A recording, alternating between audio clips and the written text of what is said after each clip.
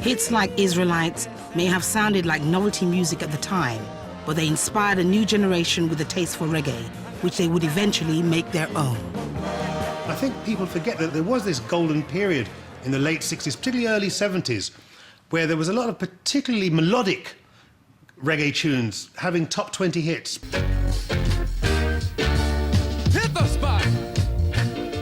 Black people on the telly period in the 60s and 70s, even if they were a criminal, we'd be all like, I was going to say ringing each other up, but the phone, we didn't even have phones in those days, but we'd be knocking on each other's doors. Black man on the telly, black man on the telly. If they were singing great music, even better.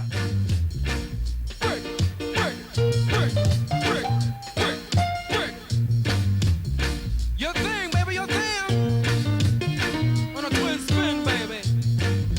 So by the time Dave and Ansel Collins had come along and was doing a kind of Booker T with a James Brown kind of voice, and they go, huh, hit it, Chucks of Mighty, ow! Good God. Too much, I like it, huh? What really got me was the fans.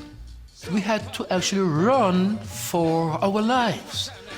You know, the screaming and shouting and grabbing and tearing up shirts and all them things. You know, it was crazy, but we enjoyed it. I am the magnificent baby. They would be banging on the door. They would be banging down the door. And you're saying, man, these people are crazy, you know? Storm sound, baby. It was a bit surprising as well to us at times because we never thought that English people had so much oomph where the music is concerned.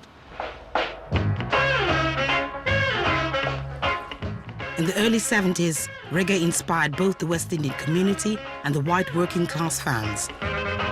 First mods, then skinheads.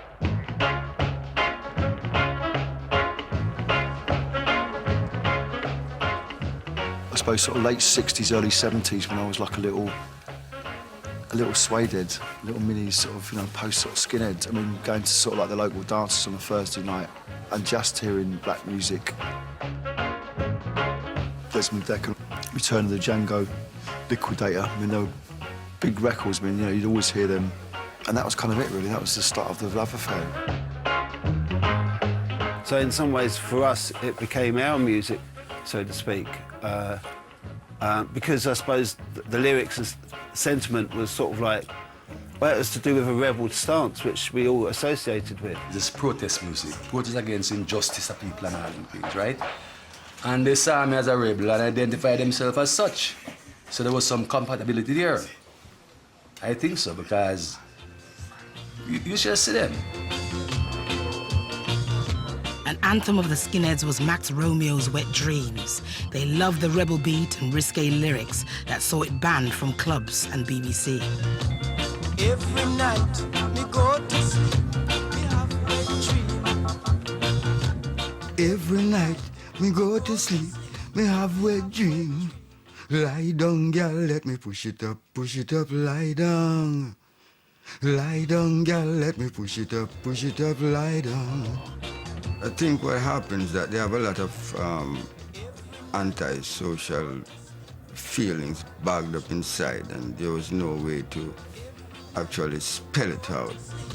And here I come now as a little rebel, blurting out something like that, creating an upstir. So it was a good time for them to jump on the bandwagon and vent their anger. Push it up, lie down. Lie down, girl, make me push it up, lie down. That it's just wonderful. And I used to like it when I was 15. I thought the dances that the girls did with all their little feather cuts and their nice little tonic suits and things, that was just so cute. Throw all the punch you want to, I can take them all. These records, which were helping transform teenage Britain, had been arriving from Jamaica since the early 60s.